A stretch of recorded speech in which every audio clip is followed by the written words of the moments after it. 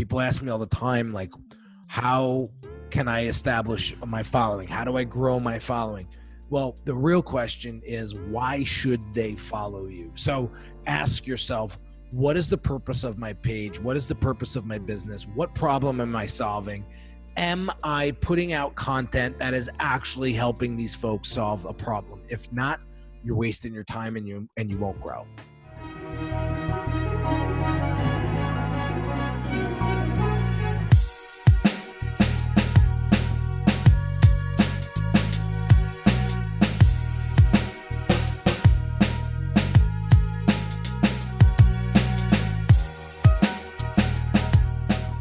What's up, everybody? We are here today with a special guest known as the brand doctor, Henry Kaminsky. What's up, Henry? Thank you for joining. Appreciate it.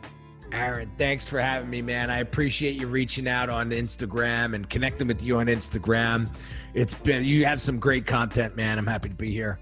I appreciate it. That means a lot coming from someone that's, made it probably, so to speak, or close to the top in the branding world. I still got a long way to go, but I feel like serious headway here. More established than myself at this certain point. And he's got for those of you listening, he's got a legit setup. He's got multiple camera angles. We're recording on video screens. He's going to chop it up and edit and have clips. It's going to be a good situation here. So let's get into it. We're going to get into a lot of good stuff today, a lot of helpful practical advice for you guys out there for listening, just about branding, personal branding, building a personal brand, etc. But first, I just wanted to start with talking a little bit about Henry specifically and kind of how he got into it, where he's from, and what he's got going on as far as his service, consultancy, and all that. So with that said, Henry, you're calling from Jersey, and is your business based out of your home, it looks like? Yep, I have a home office here. I've been, so I started as a freelance graphic designer about 12 years ago. I was working at a hospital, and I was in charge of doing fundraising events for Sudden Infant Death Syndrome Center in the Children's Hospital. And I landed a awesome fundraising event with a big sponsor, Z100, the radio station out here in New York, and they came and sponsored the event. It was amazing. And I needed marketing material to promote the fundraiser. And so one of my buddies who was a graphic designer said, listen, I'll donate all the flyer design and the posters and stuff.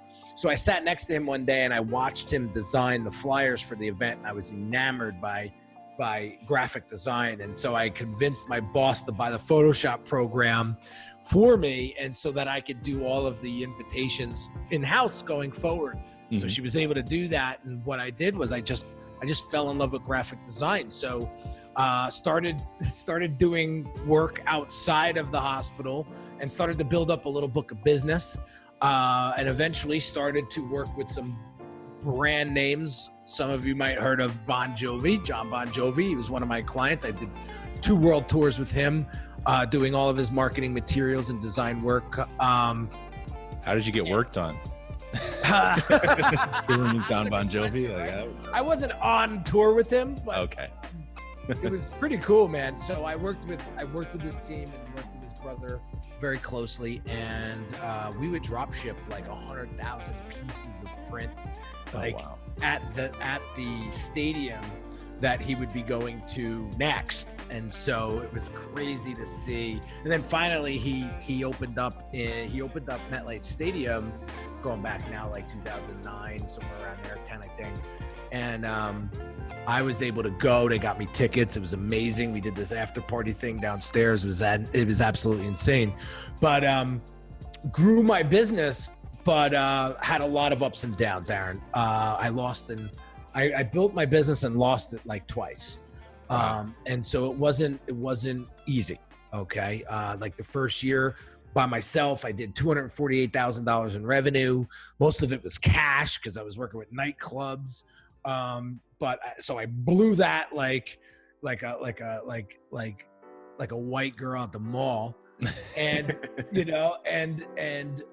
found myself struggling about 5 years into my business. Fiverr came out, destroyed the design industry. I can't say that it destroyed it, but it disrupted it big time. Right. And I said, if I can't beat them, I will join them. And so I became a Fiverr designer for like 3 months. And I remember getting the PayPal deposits of like $100 after working 90 hours, you know, Right. doing design work for $5 a pop. And I'll never forget it. I had one woman who ordered a double-sided business card design. And she paid $5 for it. And she made me do revisions, and it took 6 hours to finalize the job. So do the math. I got paid 30 cents an hour. And that was the straw that broke the camel's back. And I said, I have to do something here. I have to change. And now, mind you, my lifestyle hasn't changed. And so my bank account is drastically depleting, but I'm living high in the hog still. And eventually it caught up to me, and I had to tell my wife that I was broke, and it was very, very tough. And so, long story short, she helped me get back on my feet. That's how I met Russell Brunson. I found him online, paid $10,000 for a coaching program that I had no business being in, because I did not have $10,000 at the time. But I said, it's not if this works, it's when this works. And one thing I did have, Aaron, was credit. And so I put the 10,000 down on the card, got on the phone with Russell, spoke an hour with him on the Decade in a Day call. And this was what year? This was 2013, 14. And by the end of the call, he paid me $6,000 to work on his first book launch. 4 months after that, he said, listen, we want to consolidate all of the design work for ClickFunnels. We have like 6 different designers doing 6 different things. It looks like shit. You know, Russell doesn't curse, but he was like, we want everybody to handle that. We want one person to handle this. Would you want to do it? And I said, of course. So I worked with him for like 3 years after that, doing all the branding for ClickFunnels. And just to interject for people out there, could you let them know what ClickFunnels is, and maybe a slight summary about Russell Brunson? Because I know who he is, but people. Okay. So Russell Brunson is a digital marketing, genius. He created a software as a service company, a SaaS company called ClickFunnels, and it helps you build landing pages and sales and marketing funnels to help you generate leads and generate more revenue online. And it changed my life. I mean, it changed my entire business and how I accept payment and everything. So, so he's very big in the digital marketing space, probably top 5 in my opinion. And has done amazing things on his personal side of things. And so he became my mentor for about 2 years. I eventually graduated up into his Inner Circle program, which I stayed 2 years, which is his $25,000 mastermind group. And I was in there for quite some time, learning from other, millionaires in the group and learning from him. And, he was really able to help me replace myself, scale my business, and really take my business to the next level. And so a lot of my early success, or I should say my success after what they call cycled, after I lost it all, came from him. And then eventually built it and scaled it and built it and scaled it. And so, Russell and I are still, great friends, and we still reach out to each other quite often.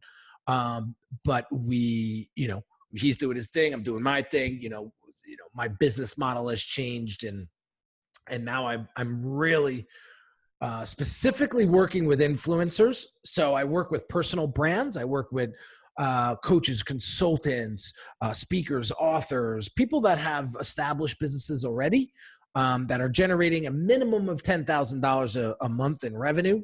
And I help them take their businesses to the next level. So I help them scale their expertise, help them craft their messaging, help them craft their look and feel, and really help them present themselves as subject matter experts in their industry. Because what I typically do, people ask me, well, what business are you really in? And I tell them, I'm in the time compression business. So I help people get to where the hell they want to be a lot faster than them trying to do it themselves. But I'm in also the confidence building business, because the thing that hurts me the most as an entrepreneur is seeing another entrepreneur that has a tremendous skill set, product or service, that's getting beat up by the competition with an inferior product or service. And so I'm hell bent on helping those folks destroy the inferiority and really help them come to market with a strong presence, so that their name becomes synonymous with their expertise. Gotcha. So essentially you're the brand doctor. So you come in, people already have some kind of established skeleton, maybe a broken bone here or there, and you fix them up and you vault them up. They're pretty much. Basically the way I got the name was when one of my old mentors, he said, well, tell me a little bit about your process. How do you help your clients? And so I was taking him through the process, and he was like, okay, so basically what you do first is you diagnose the issues, then you prescribe a strategy, and then you apply that strategy as needed. I said, yes, absolutely. So he's like, you're the brand doctor. And that's my, actually, I can't take credit for the name. My mentors gave it to me. He was like, you're the brand doctor. That's how you solve people's problems. And that's exactly how doctors solve their patients' problems. Exactly. I think that's a fantastic name. And you have the, would you call it an agency? Do you have people working for you as well? Or is it mainly So I scaled tremendously over the past, since meeting Russell. I mean, he really taught me, he told me what to do, but I still had to figure out how to do it, right? So I spent a tremendous amount of time, effort, money, and to scale the agency. So the solopreneur, freelance graphic designer now has matured into a boutique branding agency that has 12 people, working full-time. From copywriters to funnel builders to website designers to developers to social media identity creators. We have it all. So, and everyone's working remote. Yeah. Everyone works remote, four different continents. We meet every other week. I have a project manager that manages everybody else. So she's sort of like my chief operating officer. I just hired a chief marketing officer. And so this is really starting to scale into a really legit business. And again, I've been doing this for 12 years. It's just a matter of time of getting the processes and systems in place to really scale this puppy. And so this year is a record-breaking year. We only worked with 8 clients and made more money than we did last year working with 48 clients. So, it's amazing, looking at my QuickBooks, so at the end of the year, my accountant's knocking at my door trying to get everything assessed and, looking at the numbers, it's just amazing. We closed 2 6-figure clients individually. So, closed a $105,000 client last week. And 2 weeks prior to that, we closed a $95,000 client. So we're working with, some premium clients now, and it's been phenomenal. That's fantastic. We're going to get into more about just what personal branding is and how to build it up, and kind of siphon some knowledge here out of Henry in a second. But just going back, so for you, it seems like the catalyst to really level your life up in your business was taking action, getting to what 300,000 revenue a year, losing it all, but getting some much needed experience, and then learning from another mentor and someone that has success in what you wanted to do, such as, Russell Brunson and that mastermind. It seems like those were the pivotal steps. Pivotal steps to doing it. And actually, just out of curiosity, so I always am wondering, because I have nowhere near the cash to pay at, a $10,000 or $25,000 to be in a mastermind. How many people are in those as someone in that premium level? So when I got out, he capped it at 100, and then he came back, and then I realized, then he said, a couple weeks later, that he upped it to 50 grand, and you have to make at least $1 million in revenue in order to be in it now. So he actually upped the qualification. So he was making 200 clients at 25,000, $2.5 million just from his mastermind clients. Yeah, that's nuts. And so just again, to define a mastermind for people that may not know, it's sort of like group coaching, right? Correct. It's a group coaching atmosphere. You're in there. So he broke it up into four meetings a year. I would fly out to Boise, Idaho, where he lived, and we would sit in a circle. And there would be probably about 25 to 40 of us at any given time.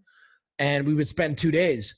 And basically what we would do is we would talk about what's working, what's not working, and what we need the most help with currently. And so I've taken that model And I created my own masterminds, so that aren't paid. I found some really sharp individuals that some of them are clients. And I said, we need to put this together for ourselves. And so I'm in a mastermind with 3 people. I don't know, she said 4 people. And I'm in another mastermind now with about 12 people. And man, when I tell you, it really helps you level up your game because you see what other people are doing. Mm-hmm. There's no what's the word? There's no egos. There's no pitching. It's like, here's what I'm doing. Here's what's working really well. Why don't you try it? And so these mastermind groups are essential to level up your game. Thing is, you don't want to be the biggest fish in the pond. Oh, no? No. You actually want to get in a mastermind where the majority of the people are better than you. Yep. That's how you're going to level up. Exactly. Yeah. If you're the top dog in a certain group, then you should be the one teaching it, most likely. That's right. That's great. And then so obviously I did some little research on your, agency, Unique Designz, and it seems like on there on the website, you have, multiple ways and multiple streams of income that actually makes money for you guys, such as, digital products. You set a mastermind, you do coaching, consulting with clients, you have some podcast courses or consultancy options or something like that. So we produce podcasts for people. So clients that are looking to get into podcasting, we have a done for you service. All you really have to do is record the damn thing, and my team publishes and produces the whole thing. Okay. And so at what point did you get to a level where you said that you needed to hire other people? Like how many years were you in solopreneur status before you went to entrepreneur of a boutique agency status? Yeah. So I was about 8 years. 8 years? I was 8 years on my own. Okay. So I was the salesperson. I delivered the print materials. I did the design. I did the marketing. I wasn't really marketing. A lot of stuff was coming to me organically at the time. But I did everything. And what happened was you spread yourself too thin, and you cannot be everything in your own business. That's where most people go wrong. They refuse to relinquish control, and it just buries them. And so one of the things that Russell told me way in the beginning was, dude, you got to replace yourself. You really got to replace yourself. You got to find the process and systems in place, develop them, hire a project manager, get that project manager to then hire the rest of the people out based on the processes and systems that you've created. And now you got a business, right? And so it was a lot of growing pains, Aaron. I'm not going to lie. Crashed and burned a couple times.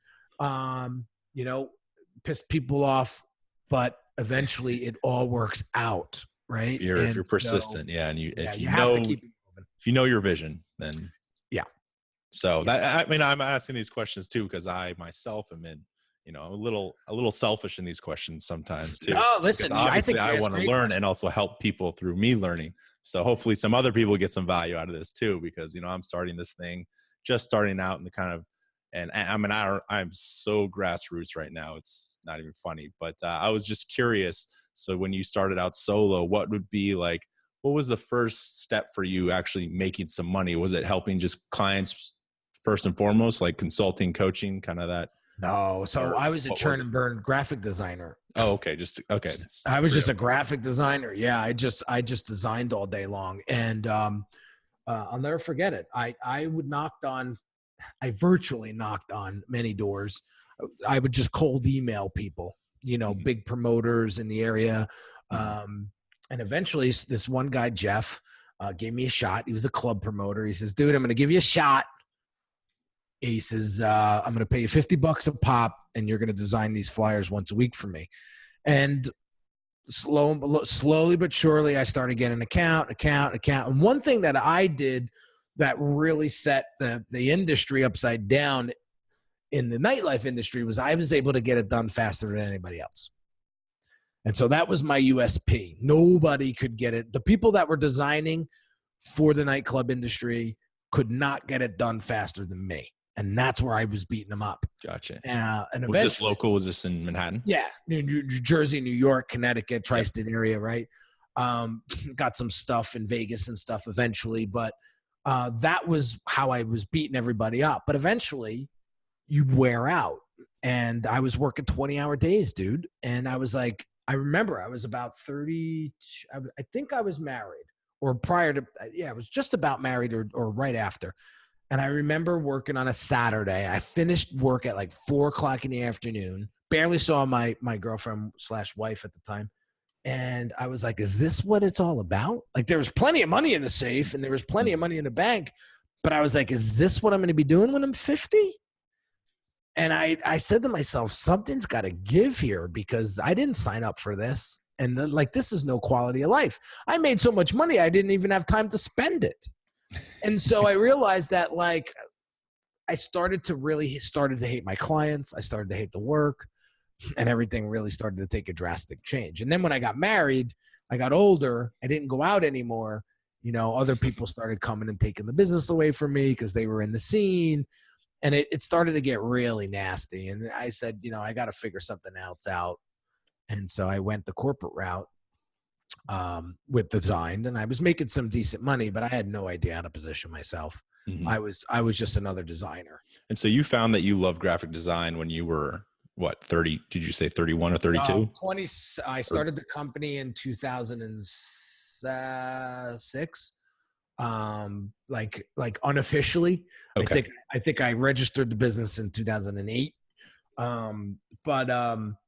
Yeah, I was like 26 years old. I mean, and I just knew I had a strong work ethic. There was nothing that was going to get in my way. I would just bulldoze you over. Yeah. But I definitely had a strong work ethic, and I wanted to provide for my client, and that's how I did it. But you know, when you get that money at such a young age, I let it get to my head, and you know, people, you know, money doesn't solve your problems. It just gets you there in style. You know, that's all it does. And so what I realized was you got to focus off the money, and you got to focus on creating the result for your client, you know? And I realized you can't look at people as dollar signs. You got to look at people as people that are coming to you and entrusting you in helping them get to where they want to be.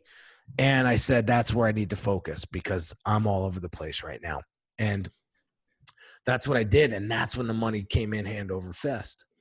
And that's such a fantastic story and so inspiring. And I think one of the key points and some of the reasons why I was asking that is because, you know, you started that at what, 26, 27, built it all up, lost it all, and then had to restart, you know, several years later. So I always get sick and tired of people, a lot of people either my age or maybe a little older or whatever, they think it's too late. They're over the hill. They've chosen their career. They can't change shit. Like they have to continue going down this path because they think they just invested so much time into it.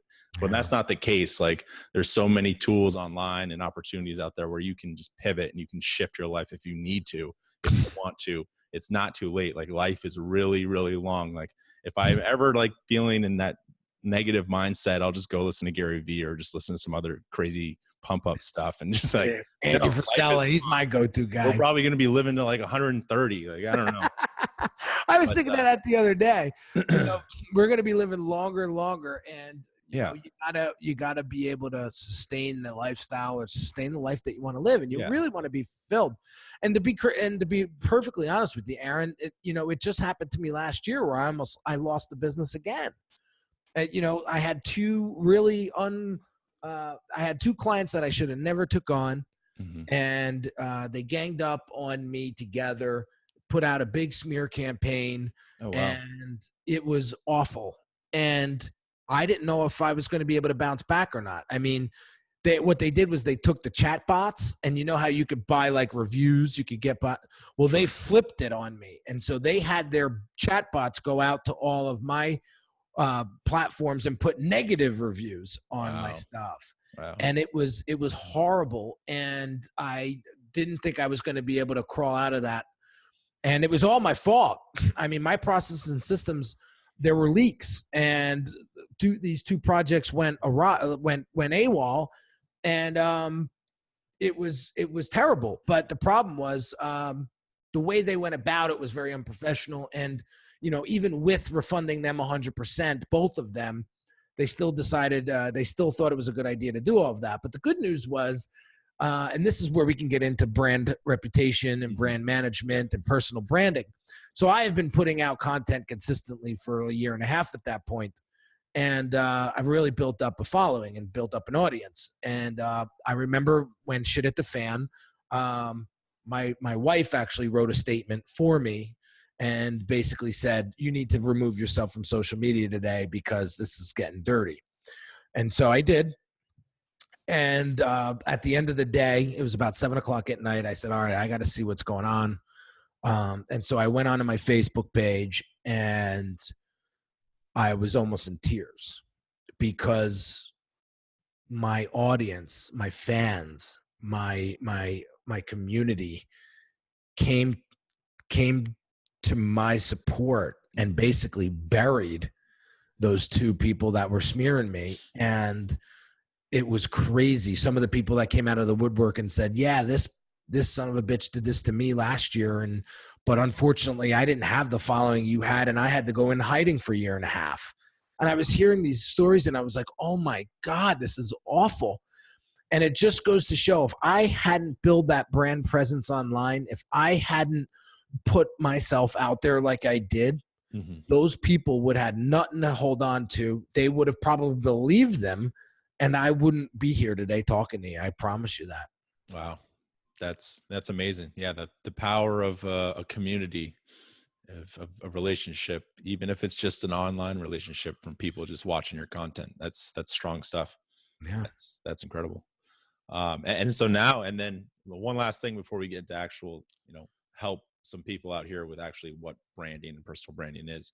But so now you have really, a lot of times people say, oh, I want to try to make money online, but they think they have to sell 5,000 copies of an ebook or something to actually make any money. Whereas you were wildly successful. You literally said you just had 8 clients, 8 high ticket clients. And that's what's floating the boat for everyone. That's it. And everyone that's working for you. Yeah. I mean, listen, I love high ticket stuff. I'm a premium guy. I like nice things. I like to see my clients level up their lives and businesses. I said to myself, you get what you tolerate.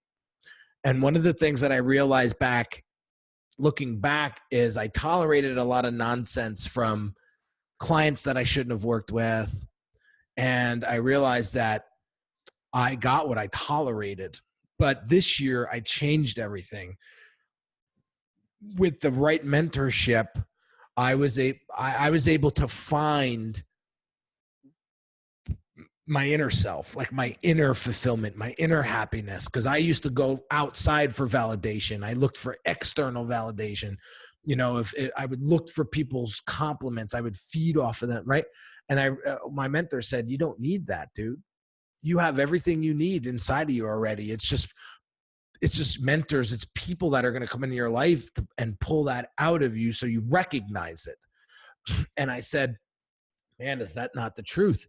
And so I have a 15-month-old son and I love him to death. And I said, I want to see this kid do everything he ever wanted to do. And I want to be there to witness it as well. And I wasn't going to be able to do that with 48 clients, breathing down my throat, right? Looking for a business card design, you know what I mean? That they wanted to revise 15 times. Like, that's not my book. That's not my game anymore.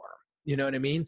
So I positioned myself as a subject matter expert. I put down expectations and laid down the law and rules of engagement. And that built tremendous confidence, not only within me, but within my clients. Because if they're going to pay me 10, 20, 30, 40, 100 grand to build out their brand, they don't want to be micromanaging me.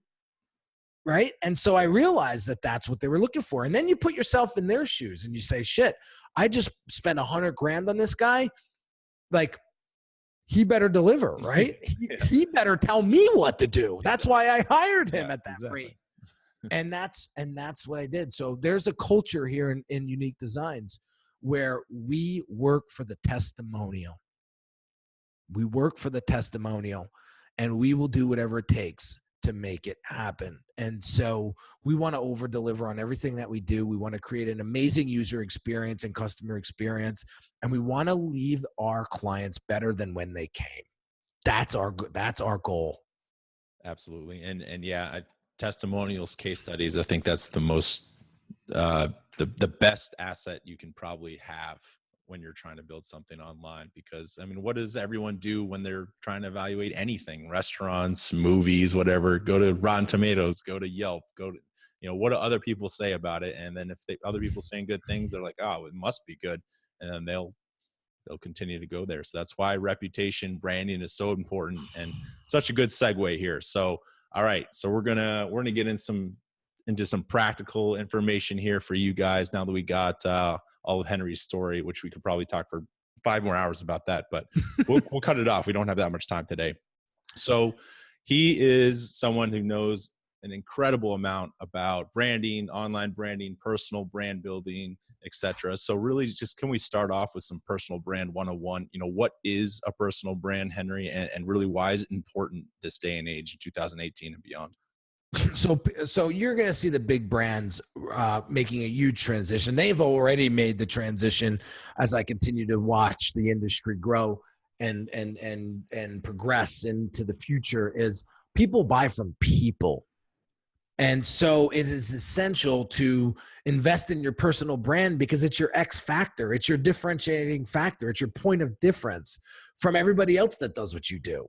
And so that's the biggest thing. So what is a personal brand? It is your personality. It is the way you are perceived by your audience. It's how people look at you. It's the way you walk, the way you talk, the way you present yourself, the value that you bring to your marketplace. If you're not bringing extraordinary value to your marketplace, your competition will. And that's where you're going to get beat. So I see a lot of people saying, well, I don't need to invest in my personal brand. I'm already making decent money with my business. And I say, every wave shall crash. And it does. Yes. And so you can think that you don't need it right now. That's fine. But when that wave crashes, you better be ready. Or unexpected turbulence, like a smear campaign out of nowhere, right? You better have a strong personal brand. Otherwise, you're out of luck. Absolutely important. And that's one of the main keys for me starting this podcast, is to get people aware and inspired of the fact that they have the ability to build these brands online, to build their brand lifestyle, their personal brand, because of, again, the tools that we do have online. Getting online, producing content, putting your face in front of the camera, even though it might be really uncomfortable at first. I actually just did my first Instagram live the other day, and I'm going to start doing more of them. And it's hard to get over it a little bit, talking to, random people and be like, what are they going to think or what are they going to say? But you just got to power through it. And that's part of the inspiration for this podcast here, to do so. And I think I was listening to, I can't remember which podcast it was, but Seth Godin was on it, and he was talking about the trends of the future in marketing. Obviously he's a well-established marketer himself and written multiple books. But he's like, everything is just micro communities now. It used to be maybe when the internet was first kind of prevalent that it was, big box companies and, people out there were marketing to everybody, but now it's not the case. It's really just niche marketing. It's micro communities online. It's building up micro influence is very important. Who do you resonate with as a person based on who you are, your beliefs, like what you say, what you do? It's like, yeah, there's going to be a lot of people that don't empathize with what you're saying or what you're doing, but there's going to be a lot who do, because there's so many people out there and we're also connected now. So that's the point. So if you could give someone some advice for maybe they're sitting at their desk right now and they're at this job and they're all right with it, but they're thinking to themselves, I think I might want to do something else too, or start building something else more meaningful that I care about. What would be the first steps that they should take to actually start building some kind of personal brand or some kind of online presence for themselves? It's a great question. And I get this question a lot. So first and foremost, you want to do sort of a self-assessment. You want to see what you're really, really good at. You want to figure out, what do you really enjoy? What is your passion? What would you do if you didn't get paid? I start with that, right? Mhm. If you would do this without getting paid, what would that be, right? The next thing you want to look at is there a market for it, right? Will people be ready, willing, and able to actually want to purchase what it is that your expertise is in, right? Because there'll be plenty of people that say, "Oh yeah, that sounds good," but they wouldn't pay for it. Right. Or there'll be people that say, "That sounds amazing, but I'm broke and I can't afford it," right? So you want to make sure that you have an audience that is willing and able to purchase, what it is that you're selling, right? Can you give a real world example, maybe? Yeah. So here's one. Um, you know, mindset coaching, right? Depending on how you position yourself as a mindset coach, right? If people may say to you, this is the best thing since yoga, right?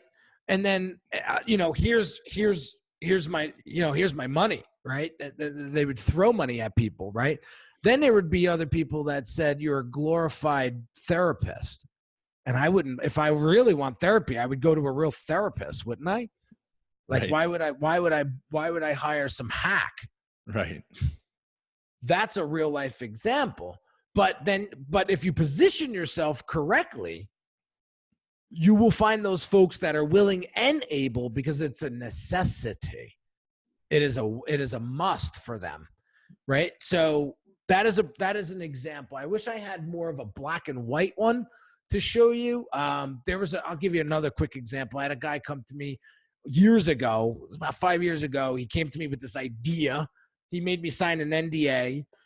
Clearly the guy didn't do any research of the industry, and there was a product that was way far superior than the one that he thought he was coming to market first with. And when he came to me and consulted with me, I literally went on Google with him and said, "Have you done this yet?" And when we brought up, now he had spent $25,000 on architects and this and that and all patent attorneys, all this stuff. I went online and there was a product way better than his. It was essentially the same product, but it was just way better. Mm-hmm. I go, "Did you see these guys?" He was like, "No." I was like, "Now what?" So it's really identifying a market and identifying a specific market that you want to help and serve, because the riches are in the niches, and people want to hire experts, not generalists. They want to hire experts, not generalists. So and specialists and experts get paid a hell of a lot more money than the general practitioner, right? So that's why people pay me 15, 20, 100 grand for full-blown brand development and just strategy, because I am an expert in this particular field of branding, and I have a specific person that I like to work with, and that's influencers. So, and influencers that have a certain established brand already that Exactly. You see an opportunity to grow, because you guys don't take, people with nothing and try to grow them their first steps, because you're too established. There's just not a lot of money in that right now. That's maybe someone that I could work with since I'm starting from right. And listen, we're all on the same highway together, right? Yeah. Well, first off, you got to find the highway to get on. Yeah. I always like to, you got to find the right highway to get on. Once you get on the right highway, that's half the battle. The second thing is the best thing you could do is hire a mentor or a coach or somebody who's a few miles ahead, right? They can tell you when traffic's coming. They can tell you if there's an accident. They can tell you what's coming up ahead, if it's treacherous terrain right? They can tell you what to expect. And then eventually you're going to catch up to them, but or not. They will constantly progress, and everybody's on the same road going the same way, right? But that's how I learned. Success leaves clues. So I said to myself, "Do you want to be successful?" Answer, yes. Okay, so who out there is successful right now that's doing what you want to do? At the time, Russell Brunson. All right, do everything that Russell Brunson does, but do it in your way. Don't do it just because he's doing it. And that's what I'm seeing a lot of people do. They don't have the success built up yet. They're They just trying to have no- copycat. Yeah. It's just a copycat move, and you're going to lose. Yeah. So yeah, take someone who's where you want to be and copy how they're going about it, but don't copy their exact style. You're not that person. You have to put your own spin on it, your own style on it, and make it yours. With anything, no matter what you're doing.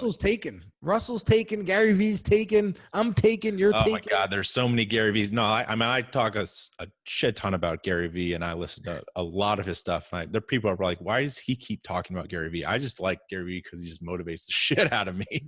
But there's so many fake Gary V's out there on Instagram, and like when I come across some of these sponsored ads for people, I think I saw some other guy, his name was Gary G, and he was just like yelling in my face in the ad. And I did stop and watch it just because I wanted to see how bad it was. Like, it was just, I mean, and maybe that will be the appeal, like a bad imitation. But like, if you can't just copy someone like exactly what they're doing and expect to, get all the pleasures from it.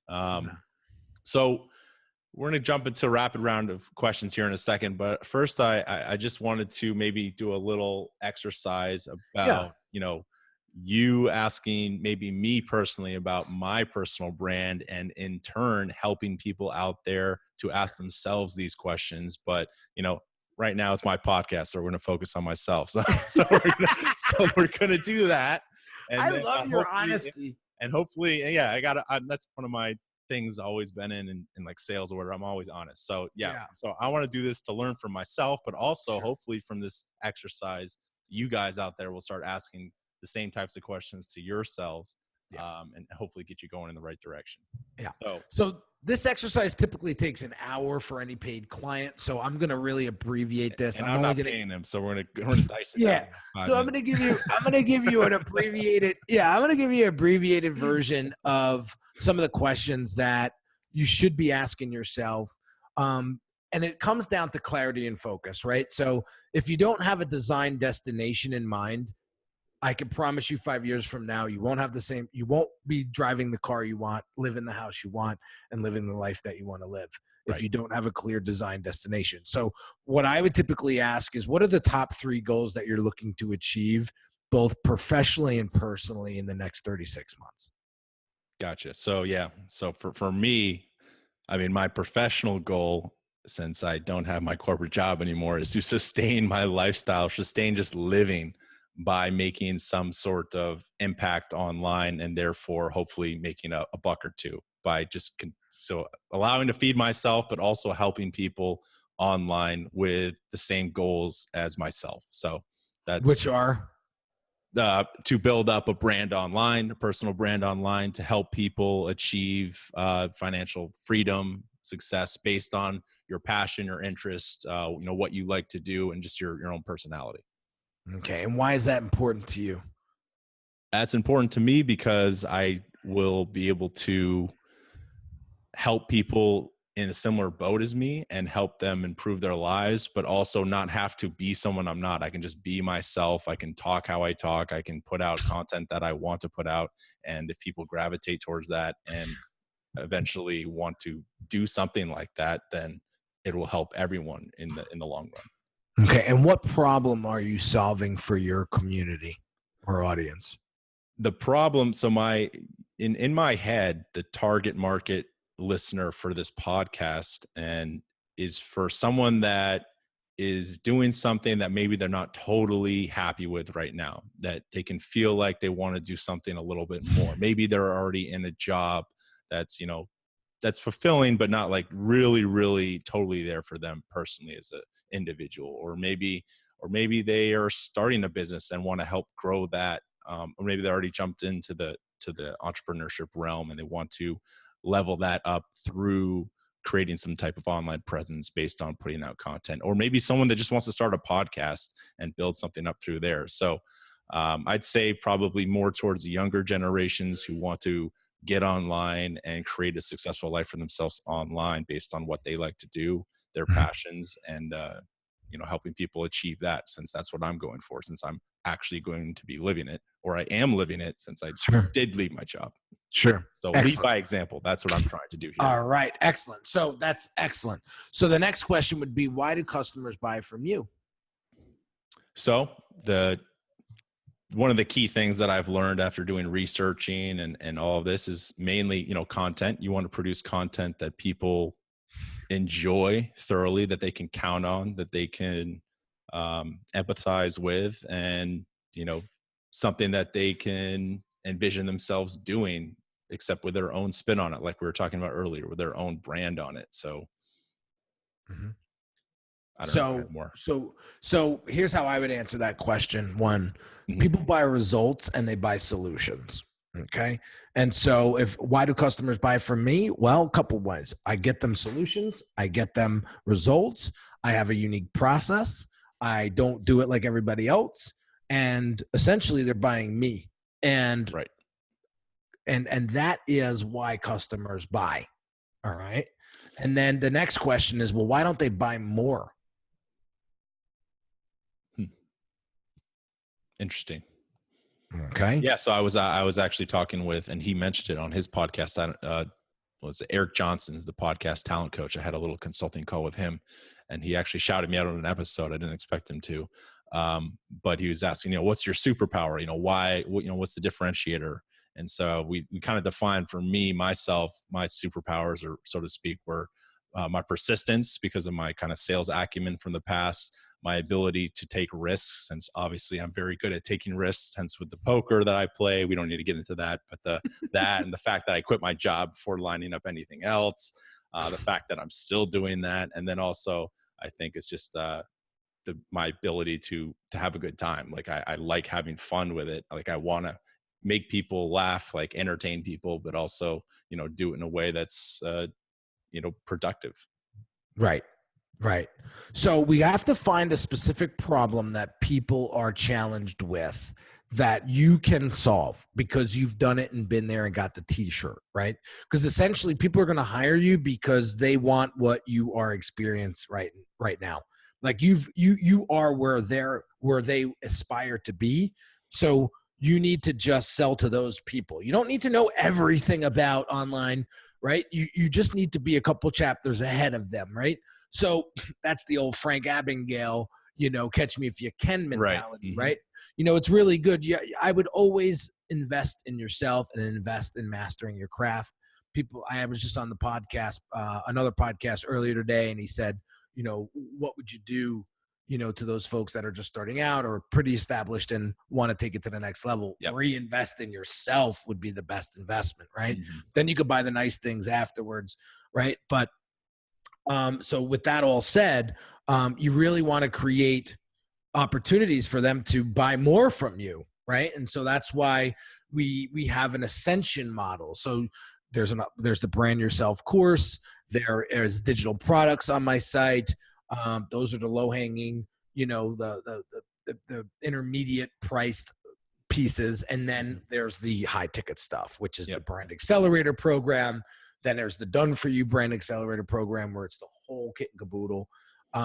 So that's my level of ascension. So I'm essentially pushing them down the funnel and having them buy more and more and more as they get more comfortable with me. And then we get into, why do people buy from your competitor and not you? Got it. That's the main question out there, people. Why? What's the differentiator? Why will people gravitate towards you? What makes you unique? And so think about that intrinsically. Fire questions, fire words from my future mentor, Henry. Once I get to, what do I need to get at 10,000? this month, I tell you, it's going up next month. All right, per month. All right, we'll get to 20 then, and then I'll give him another call. All right, well, this is great. I think this is absolutely fantastic. Really enjoyed listening to your story and your advice. I think we're just going to end it here with some rapid fire question rounds. But before that, I always ask most of my guests, two main questions to wrap it up. Sure. One, what is the most essential thing that you can do today to build your brand online? I know we've touched on a lot of it already, a lot of those points, but if you had to dice it down to just one thing, what would that be? it would provide extraordinary value on your social media platforms and give them a reason to follow you. People ask me all the time, like, how can I establish my following? How do I grow my following? Well, the real question is, why should they follow you? So ask yourself, what is the purpose of my page? What is the purpose of my business? What problem am I solving? Am I putting out content that is actually helping these folks solve a problem? If not, you're wasting your time and you won't grow. There it is. Perfect. And then the last question before we get into the rapid questions, what would you say would be one thing from your, experience overall in your lifetime so far? What would be the one key thing for living your best, most fulfilling and happiest life? What would be a key for that? Listen, this is going to sound repetitious, but you cannot worry about what everybody else thinks. You have one life to live. Now, I want you to be conscious and respectful of people that are close to you and that, but you must do you. And you have to set clear goals. My goal for 2019 is for my name to be synonymous with personal branding for influencers. And you have to just put the blindfolders on, put the horse blinders on, and just go. And you have to set these big goals. Andy Frisella said to me one day, he's like, dude, your goals should be so out of this world that it makes you uncomfortable to even tell somebody about them. And he said, you may not get or achieve that goal, but let me tell you something. You're going to achieve so much along the way that you probably didn't think in a million years you'd be able to achieve just by setting that goal that high. Exactly. And so have clear, defined goals. And it's amazing and scary at the same time in a good way that when you have those goals in place and you have that vision, how really easy it is to achieve. If you break it down into steps, actionable steps, and keep going forward. And yeah, small goals will only produce small results. So there it is. That's the point. All right, let's get into the rapid fire round. I don't know. Some of these might warrant longer answers, but I guess try to make them as confined as possible. Take your time if you need it. I'll just edit it out. All right. What has been your biggest failure to date that reshaped your life in some way? Wow. Preparation. Not preparing enough. What do you think is the next big thing in society from a branding perspective? Maybe like a medium or a service, or I don't know, anything. I think a lot of people are going to be investing in themselves going forward because it's a competition and everything is happening so quickly. Everything is becoming a commodity, Aaron. The only differentiator is yourself and is your personal brand. So if you want to get out of the disposable, replaceable commodity business, then you must invest in your personal brand, because people will buy your subject matter expertise, they will buy your value, and they will buy you before they buy anything else. Gotcha. Well, what's your top 2 or 3 favorite business books that you've read? Oh man, Win Without Pitching Manifesto by Blair Enns, by far shaped and really leveled up my thinking and the way that I do business. The other one I would say on a personal level is The 4 Agreements. I can't recall the author, Don Luis Miguel or Don Miguel Luis, something like that. But The 4 Agreements, it's a little book, but man, what a beautiful book. I don't know how else to explain it. Got it. What is your personal favorite way to relax and unwind after a hard day's work, or maybe a hard week or month's work? Well, travel to somewhere warm because I hate the cold. And obviously spend time with my wife and my son and my dog. But really invest in personal development. I'm obsessed with personal development, and I don't go to bed without it, and I don't start my day without it. Got it. What do you think are the top things or top thing in life that hold people back from achieving their true potential? not believing in themselves, not having confidence in themselves, and not seeing their true superpower. And, you know, I've been put on this planet to help people find that. And I'm a firm believer of, I will leave this, I will leave anybody that comes in my circle better than when they got there. Fantastic. And then final question, who are some of your biggest mentors or key authorities in the branding space, obviously beside yourself, that you value right now? In the branding space, well, certainly I have my mentor, Chris Doe. I mean, he's done a great job with me and helping me 10x my business in a year. You know, Tony Robbins is a great inspiration, and as I really resonate with him. Some other big key motivators. I love Gary Vee, but I have to take him in doses. He's not somebody that I frequent, you know, often. And so, you know, Seth is another great guy. I know you know Seth Godin. How about Dan? Do you mess with Dan Locke? Do you like Dan, the high ticket closer? Yeah, so I like Dan Locke, but I like him in doses as well. I just did a feature on him. I have a YouTube channel, and every Wednesday I have a show called Behind the Brand, and I feature personal brands that are crushing it. And Dan Locke was 2 weeks ago, I think. And I like Dan. I think he's got a great heart, a big heart, but I think people misinterpret his position and the way he comes to market. And listen, he's doing his thing. He's doing how he wants to do it. And he's creating a massive following. So, you know, I take little snippets of all these folks, and I apply them, and I put my own spin on it. But I want to be known as Henry Kaminsky. I don't want to be known as, of course, you know, the next Gary Vee or anything like that. Absolutely. Yeah. I mean, you're the brand doctor. I don't know. No one else is the doctor. That's it. Maybe Dr. Dre, but that's for a different reason.